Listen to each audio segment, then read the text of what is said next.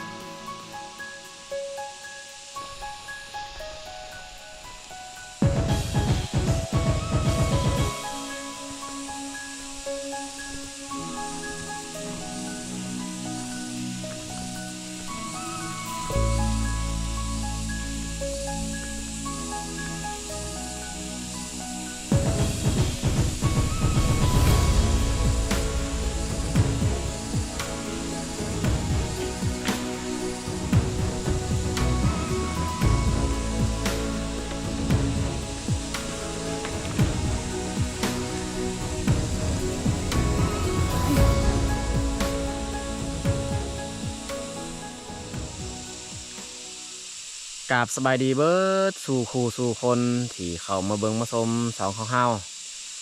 สำหรับวันนี้กับมากับน้องเอาเตยคือเก่าเอาทักทาย FC ก่อนกราบสบายดีพ่อแม่พี่น้องเมื่อสุขูสุขคน วันนี้ก็เป็นวันทำอิฐอีกที่คอยพาเตยเขาให้เนาะให้อยู่นี้ตั้งแต่เฮาได้ซักเขาให้อยู่นี่แล้วเนี่ยเฮาก็บ่เคยเข้ามาเบิ่งให้เนาะก็เลยวันนี้แหละมีโอกาสมาเบิ่งเนาะให้อยู่นี้ต้นเขาในย่างที่เฮาปลูกก็แตกขึ้นมาเบิดเนาะแตกขึ้นมาเบิดก็เนี่ยเฮาจะบ่ได้ลงมาอยู่นี่ก็เพราะว่าอยู่นี่นี่หญ้ามันบ่ค่อยหกปานใดเนาะก็เลยขึ้นไปเสียหญ้าสวยแม่อยู่อันให้ไก่บ้านหันแต่ว่ามาเบิ่งวันนี้ก็หญ้าอยู่นี่ก็ค่อนข้างสูงแล้วโดยเฉพาะในแมนต้นแคมเนาะต้นมันสูงส่วนหญ้าที่มันแตกมันเกิดขึ้นมาใหม่นี่ยังบ่ทันสูงปานใดเนาะเพราะว่าดินอยู่นี่ค่อนข้างใหม่ละเอียดแน่แล้วจังได้ก็ต้องขอขอบอกขอบใจเนาะ FC ที่คอยเป็นห่วงเป็นใยถามหาน้องเตื้อยเนาะก็หลายคนที่คอมเมนต์ถามหาในซองของคอยในคลิปเนาะเขาถามหาว่าเตื้อยหายไปใส่แล้วคือบ่เห็นออกมาเฮ็ดคลิปเนาะเบิ่งเดี๋ยวนี้นี่แต่ละคลิปบ่เห็นเตื้อยแล้วแต่ว่าในคลิปก่อนหน้านี้ข้อยก็ได้เว้าได้ชี้แจงแล้วเนาะว่าเตื้อยหันบ่ได้อยู่บ้านเตื้อยไปช่วยแม่หรือว่าอ้ายอยู่บ้านเกิดเพิ่นเองแต่ว่า FC บางคนนี่เบิ่งคลิปบ่จบก็เลยบ่เข้าใจเนาะเพราะว่าข้อยเว้าในคลิปนั้นหันข้อยเว้าถ่ายคลิปเนาะก็เลยเขาบ่เข้าใจเขาถามไป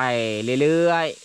ๆ FC บางคนที่เบิ่งจบนี่เขาก็ฮู้เนาะมีผู้หนึ่งสองคนที่ตอบซอยค่อยเนาะเพิ่นว่าถ้าว่าอยากรู้รายละเอียดก็เข้าไปเบิ่งคลิปก่อนหน้านี้ค่อยก็ได้เว้าได้ชี้แจงแล้วเนาะจะได้เตือนไปช่วยซักเขาให้ของแม่หันแล้วบ่แล้วแล้วเนาะเพิ่นซักเขาให้แม่หรือว่าอ้ายเพิ่นแล้วเนี่ยเพิ่นก็กลับมาเนาะกลับมาที่นี่ก็ได้3-4 มื้อแล้วมานอนอยู่บ้านเฮา ไปช่วยซักเขาให้ของอ้ายหันจักมือ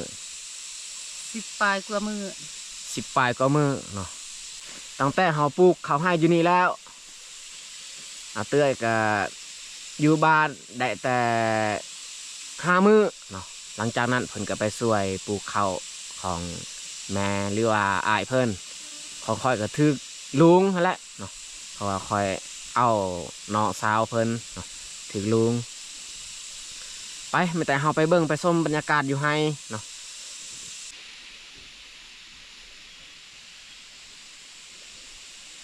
เบื้องนี้นี่แมนเฮาปลูกแนวพันธุ์ข้าวเจ้านี่เบื้องถึงทางหอดนั้นเฮาปลูกแนวพันธุ์ข้าวเจ้าส่วนอีกข้าวเหนียวเนี่ยแมนลุ่มทางอันนี้ข้าวเหนียว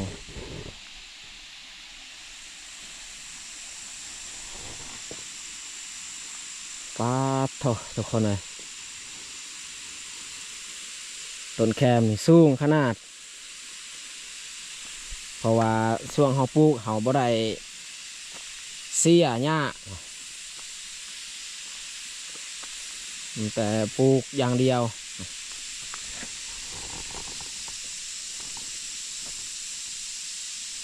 หญ้าที่มันเกิดไหมมันแตกไหมกับบ่ค่อยลายปานใดนี่บ่คือให้ที่ไม่เฮ็ดเลยเต็มเลยเฮาเสียหญ้าบ่ไปบ่มาสำหรับให้อยู่นี่ถ้าว่าเฮาลงเสียหญ้ากับบ่ด้นปานใดตัดแต่ต้นไม้ใหญ่ๆหญ้าที่ค่อนข้างสูงอันนี้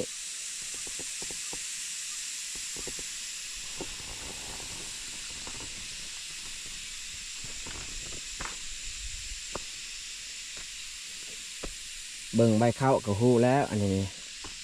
แนวพันธุ์ข้าวเจ้าใบมันจะกลมลงปลายมันกลมลงส่วนข้าวเหนียวส่วนลายมันตั้งขึ้นเลยข้าวเหนียวมันตั้งขึ้นนี่หมากหมากแตงก็เกิดแล้ว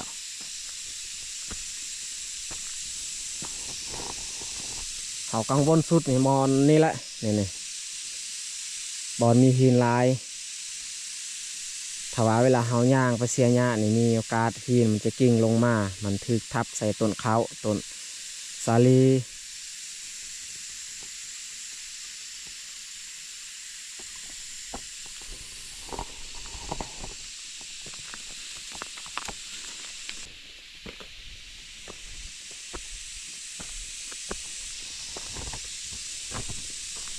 หินนี่ลายเบื้องนี้เฉพาะในแมนบอลรูปอันนี้ลายสุด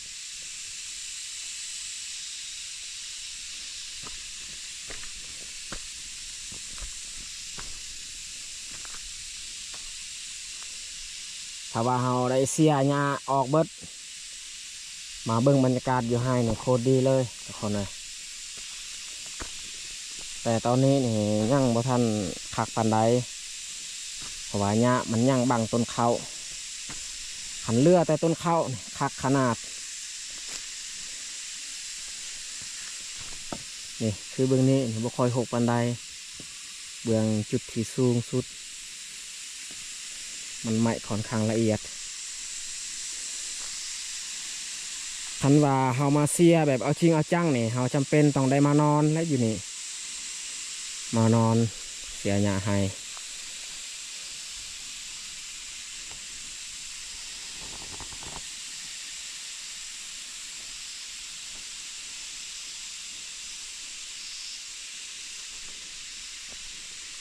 เตื้อยก็เอาเหล็กแบกมาเสียหญ้านี่บริเวณนี้แหละ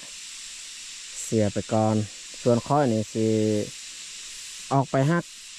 นอแคมออกไปหักนอแคมเพื่อเอาไปทำอาหารการกินนี่แหละ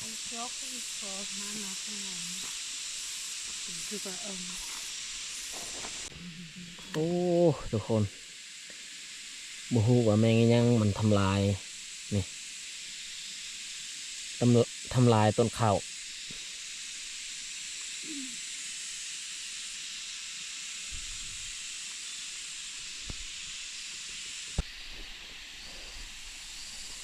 ว้าวทุกคนเลย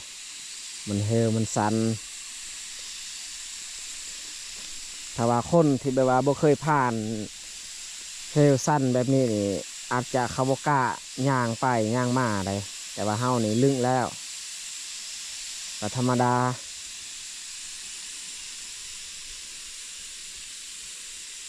นี่เบื้องนี้นี่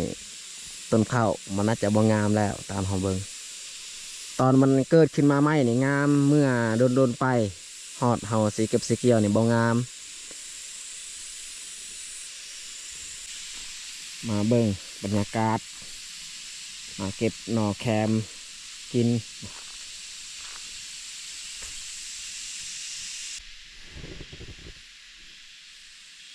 อันนี้ทุกคนเบิ่งถ้าว่าเฮามาเสียหญ้าเฮาถือเหยียบบอนหินนี้หินมันทับลงใส่ต้นเขาแน่นอนต้นเขากับต้นอ่อนๆยังบ่ทันใหญ่ถ้าว่ามันใหญ่ก็แค่แน่มันแข็งแรง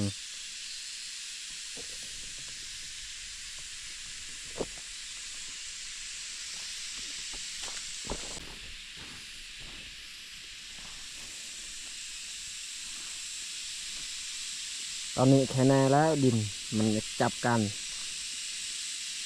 ช่วงเฮาซักเข้าหันดินมันกิ่งตลอดเลยถ้าว่าเฮายางไปยางมาอันนี้ฝนตกหลายมือแล้วแค่แน่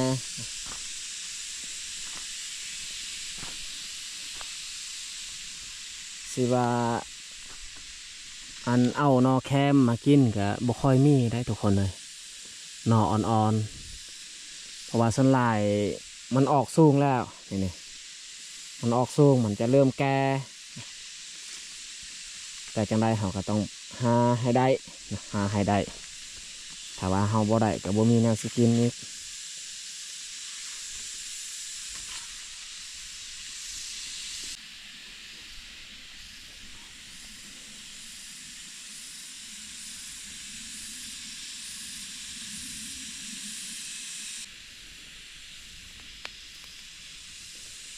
นี่ที่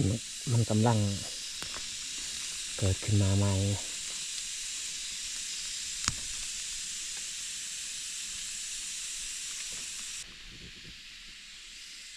ต้นมะอึบ่งามใบก็จักแมงยังมากัดมากินอันนี้ต้นหมากแตงคือกันมันกัดกินใบ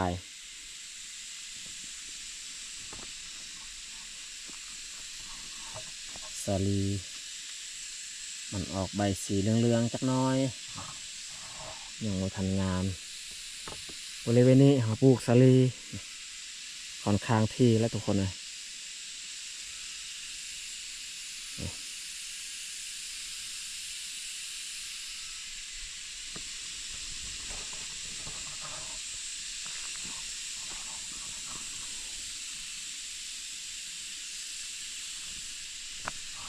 เอาบนนี้วางเลยหรือว่าเขาบ่ได้สักเข้าบ่มันวางสงสัยอยู่เอาเตื้อยสักเบื้องนี้นี่เพิ่นบ่ได้ปลูกเลยเนาะเพราะว่ามันหินลายอันนี้นี่บอนที่หินลายนี่เพิ่นบ่ได้สักเข้าเลยถึงว่าเฮาสักเข้าไปกับไอ้ต้นข้าวอีกหินนี่มันกิ่งมากมันก็ทับถมอยู่ดี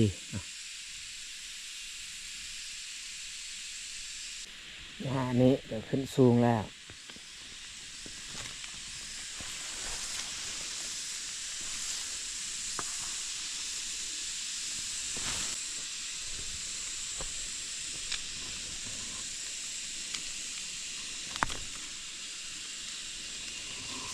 ตอนมันขึ้นไม่ไหม้หันไม่แต่หนอใหญ่ๆเนาะถัดมาเบิ้งตอนนี้ไม่แต่หนอน้อย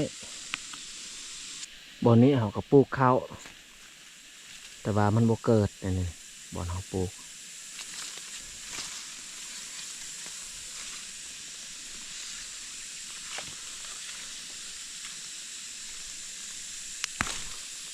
โอ้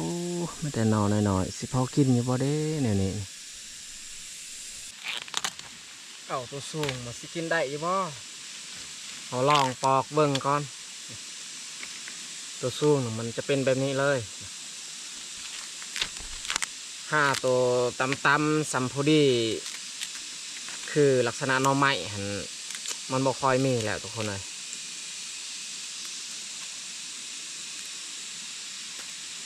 ตัวสูงๆนี่มันเป็นบังแล้วนี่อยู่นี่ตัวอ่อนอันนี้อีกมันขวดมันกินเสียดายต้นข้าวนี่ยอดอันนี้เขาก็กินได้อยู่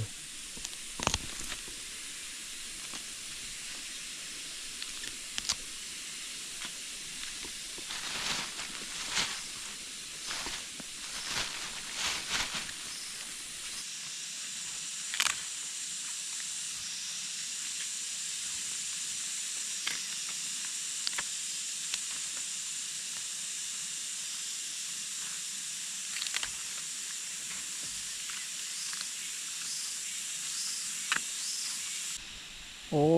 ทุกคนเลยส้นเบื้องลุ่มนี่หญ้าค่อนข้างหกเพราะว่าอยู่นี่ดินมันก็ค่อนข้างอันเปียกๆซึมๆแน่หญ้าก็เลยหกกว่าอยู่เทิงสุดฮั่นอยู่เทิงสุดนี่ธรรมดาเลยบ่ค่อยหกปานใดมีแต่อันหญ้าแคมแต่อยู่นี่มีหญ้าที่มันเกิดขึ้นมาหลายๆชนิดเลยหญ้าน้อย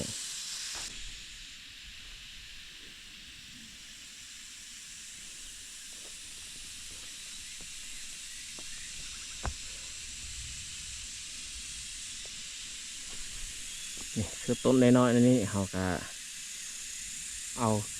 กินบ่ได้ดอกมันน้อยเกินไปหาแต่ต้นใหญ่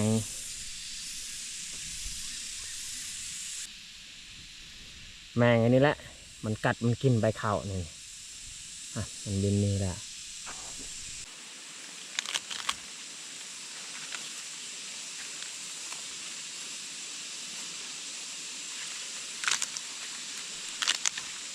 ตัวใหญ่ๆแบบนี้ถ้าว่าช่วงมัน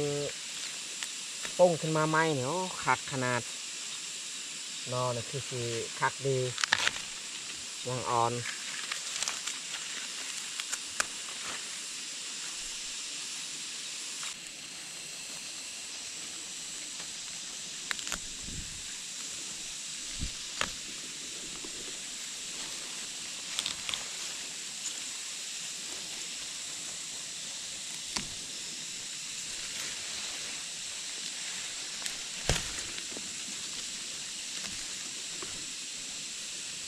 ตัวมันเกิดใหม่ๆนี่ยังอ่อนอยู่เขาดึง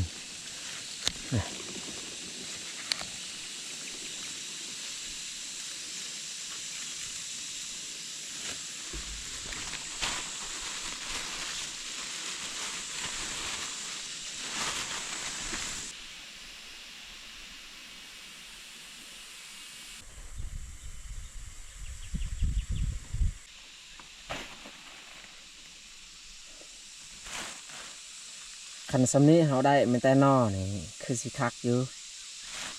อันนี้เครื่องตัวสูงแล้วเอาเก็บเอา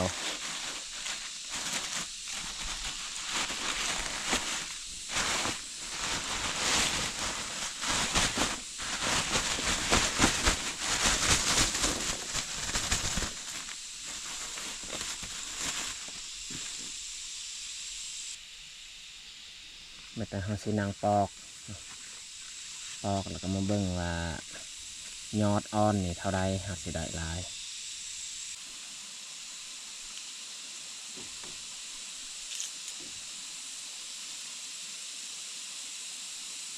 วันนี้นี่อากาศมันบดเลยถ้าว่าเราออกไปเสียหญ้ากับพอดีมวนบ่ฮ้อน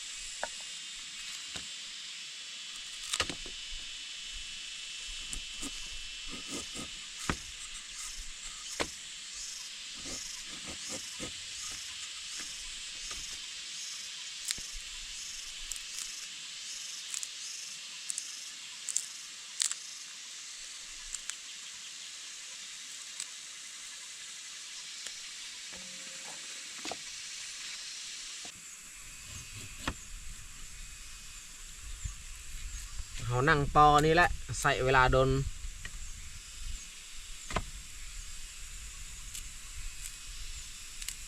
คันว่าเขาเก็บลายนี่เขานั่งปอกนี่โคตรโดนเลยทุกคนเลย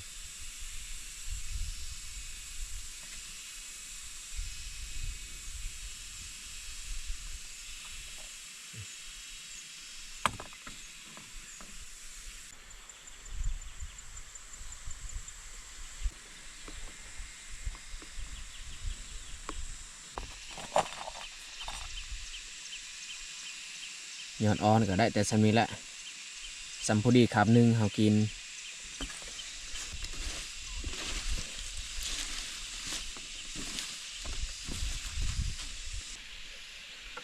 ฟืนซุมนี้นี่แห้งแล้ว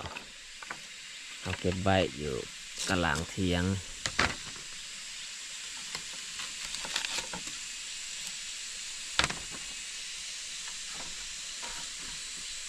ต้นยาวตัวนี้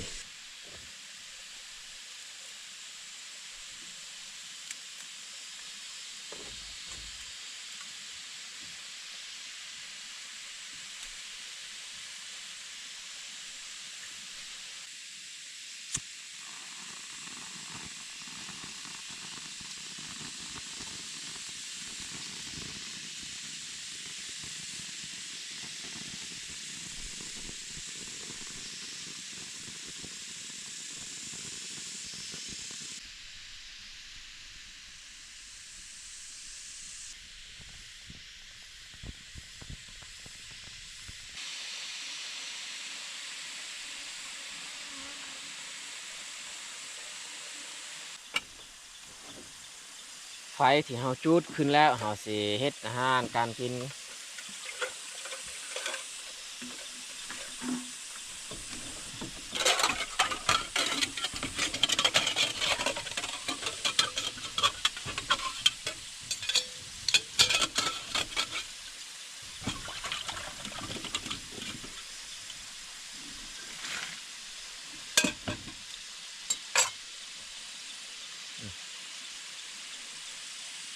ใส่ไว้ใส่น้ำบ่ให้มันเหี่ยวถ้าว่ามันเหี่ยวมันบ่น่ากินแล้ว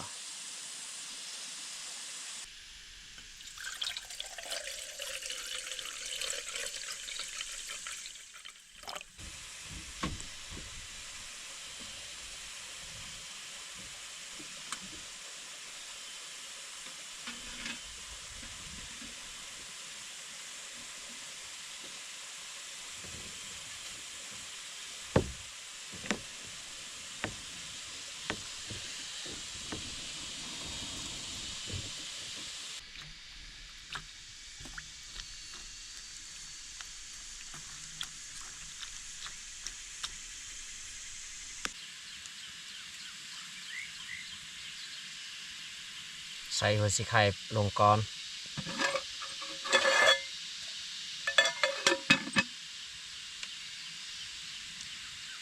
ำหรับซีนก็ได้แต่ปลาแห้งตัวหนึ่งเนาะเขาจะบิปลาแห้งใส่แกงกับอันหยอดแคม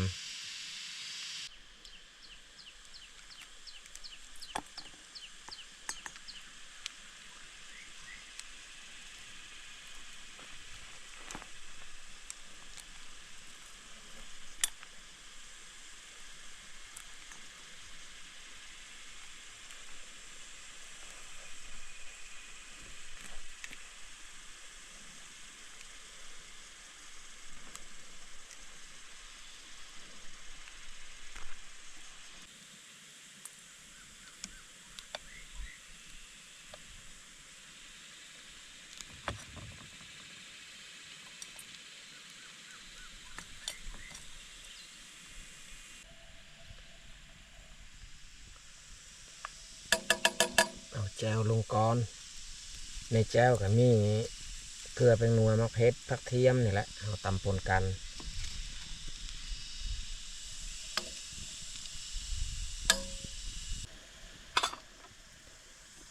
เอาปลาแห้งลงก่อนเลย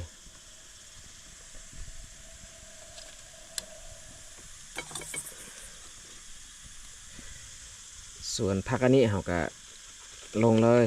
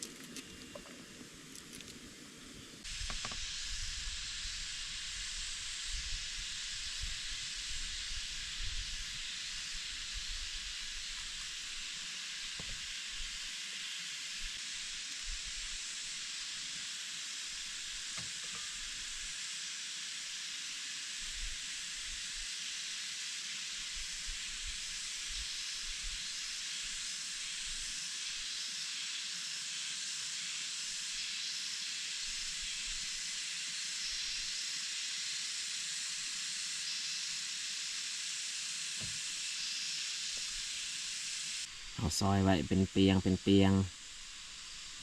หมักแตงกับหมักม่วงส่วนหมักมี่เนี่ยแม่เฮากินแบบนี้แหละเพราะว่าหมักมี่มันค่อนข้างอันเละแห้งเนาะมันสุกแห้งแล้ว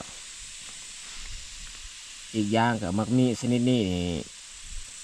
ลักษณะมันเละเนาะถ้าว่าบ่มีแกนตัวนี้นี่เฮาเอาไปก็ยากเนาะ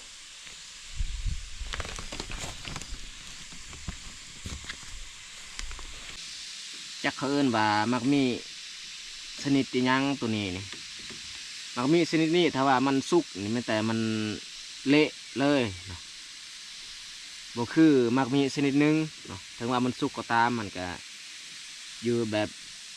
บ่เละเนาะเอากินง่ายตัวนี้นี่ถ้าว่ามันสุกนี่มันเละเลยก็พอเห็นบ่หวานคักเลย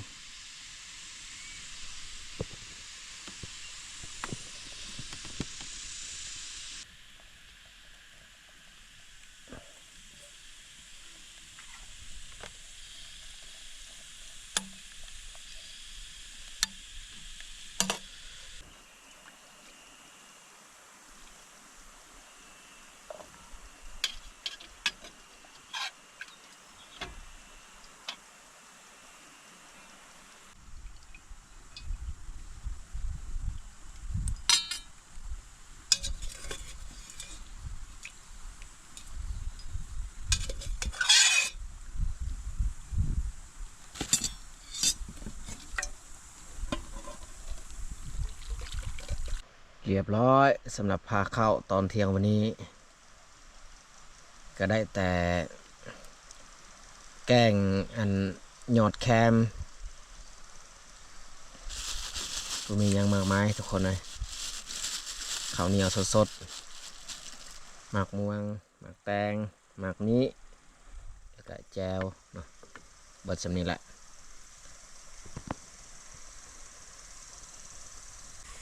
พอดีเฮาจัดพาเข้าแล้วเตื้อยเพิ่นกะย่างมาจากเสียหญ้าเนาะแต่มากินข้าวเที่ยงน้ำกันเนาะเอามาทุกคนมากินข้าวเที่ยงน้ำกัน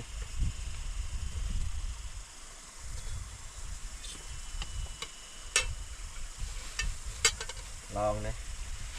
มันสิแซ่บหรือบอเตื้อยเคยกินหรือบ่แกงอันยอดแคม บ่ บ่เคยก็ลอง เป็นมือทำอิฐนะเขาจะกินแกงดอกแคม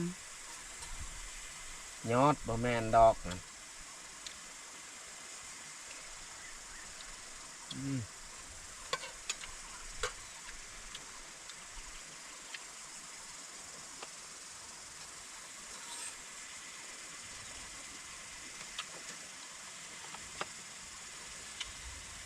แจ่วบางนี้นะแจ่ว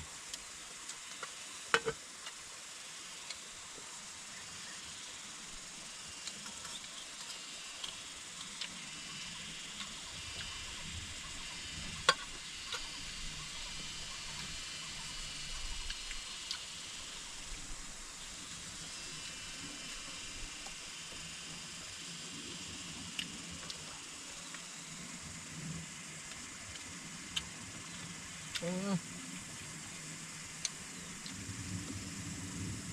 ม่งในนอนนี่ลายขนาดเลยไห้อยู่นี่มักต้อมใส่โตเห่าแม่งไข่คือขี้ซูดแต่ว่าบ่แม่นขี้ซูดมันแต่แค่นี้แหละมันมีแม่งชนิดนั้นบอนอื่นกับบ่มี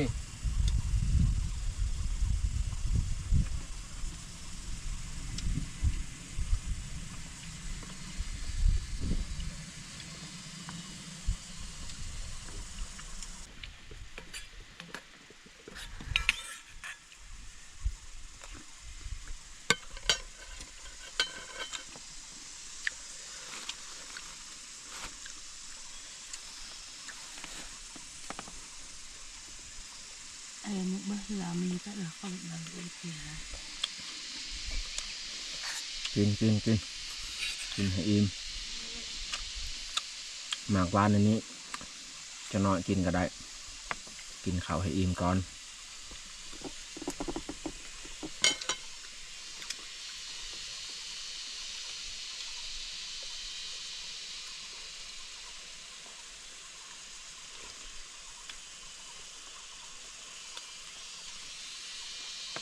ในใดแซ่บบ่ ครับขายคือหน่อไม้ ขายคือหน้ำไม้น้อยหน้ำไม้อ่อน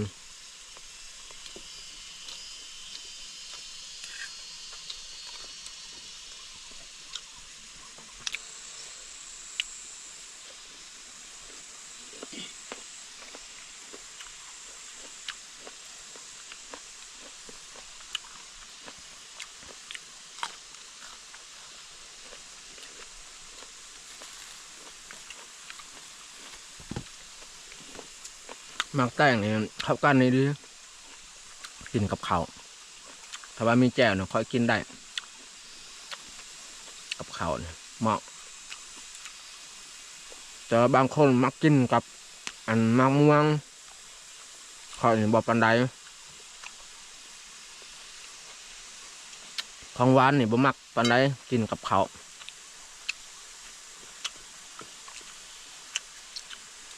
เหมาะสุดก็คือหมากแต้งเท่านั้นกินกับข้าวเหมาะแต่ว่าต้องมีแจ่วคันบ่มีแจ่วนี่บ่ได้อีก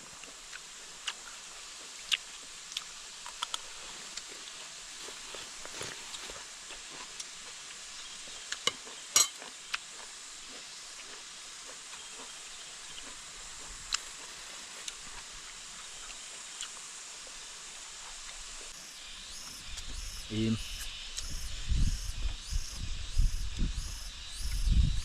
กินข้าวสัพพอดีกินหมากมีอีกถ้าว่ากินข้าวอิ่มเกินไปหมากมีนี่เฮากินบ่เบิดข้าวนี่น่าจะแม่นเรือ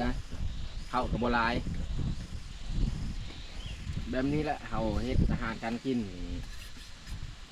FC อาจจะเบิ่งว่ามันน้อยแต่ว่าเฮากินอิ่ม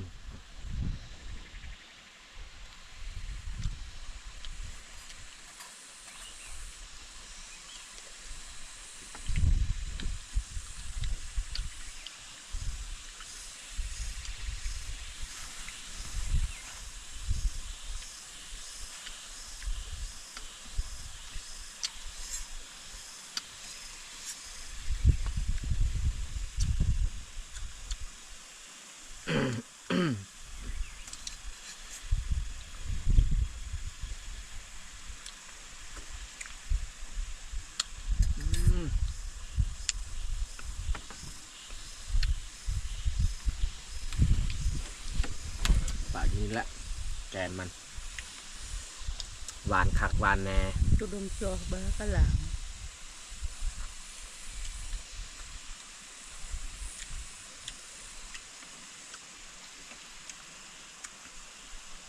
หมักดมอยู่วิแล บางคนว่าบ่มักเด้กินหมากมีแบบนี้ แต่ว่าข้อยนี่มักสุดหมากมีแบบว่ามันเละๆแบบนี้ กินง่าย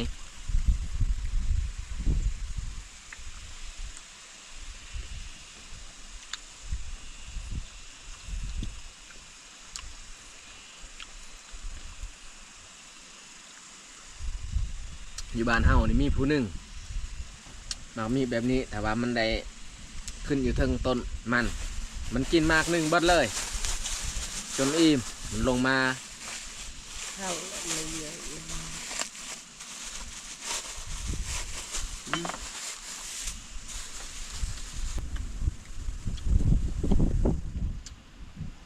เอาเต้ยมาช่วยอ้ายอยู่บ้านหันเพิ่นได้หยังกิน ไม่มีหยังกินปลาบางครั้งกับเพิ่นไปหายิงก็ได้ตัวนก อืม ได้ตัวนู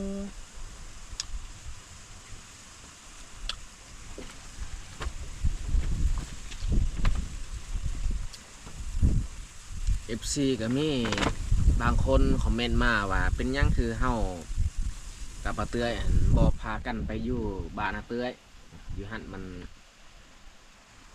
สะดวกกว่าอยู่บ้านเฮา อยู่หันมีสัญญาณมีไฟฟ้าก็แมนอยู่แต่ว่าเฮาได้ไปคอเตื้อยมาแต่งอยู่บ้านเฮาก็ต้องได้อยู่บ้านเฮาตามประเพณีบ้านเฮาถ้าว่าเฮาบ่ได้แต่งคือน้องชายเฮาซื้ออันใหญ่เพิ่นไปสู้ก็ไปอยู่นำเฮือนของเมียหั่นแหละถ้าว่าเฮาได้แต่งนี่ต้องได้อยู่บ้านเฮาเองบ้านเกิดเฮาเองแนวนั้นเลยต้องได้เบิ่งแย่งพ่อแม่เฮานี่แหละเฮาต้องเบิ่งถ้าว่าพ่อแม่เฮาบ่ได้แต่งนี่เฮาไปอยู่นำเพื่อนเมียก็เบิ่งอันนั้นพ่อแม่ของเมียอีกมันเป็นจังซั่น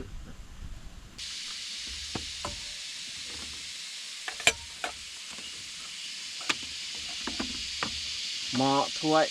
หรือว่าบ่วงนี่เฮาเก็บเมียนอยู่นี้เพราะว่ามื้ออื่นนี่เฮาต้องลงไปเสียหญ้าแล้วแหละเพราะว่าเฮาเบิ่งตอนนี้นี่หญ้ามันหกหลายโดยเฉพาะนี่แม่นต้นแคมขึ้นสูงต้องได้ไปเสียก่อนเดี๋ยวต้นแคมมันสิปกสิปิดต้นเขาอีกอย่างถ้าว่าให้มันหกมีโอกาสสัตว์ป่ามันเข้ามากินหลายบางทีเฮาย่างเลาะไปอยู่กลางไร่ก็เห็น2-3ต้นแล้วต้นอันเขาที่ถูกสัตว์ป่าทำลายขนาดว่าเฮาเลาะกับบัวทัวขนาดเฮาเลาะทั่วแห้งหลายกว่านั้นอีกเฮาเห็น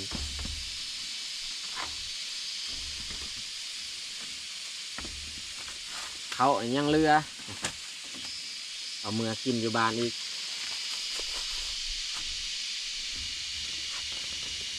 แล้ว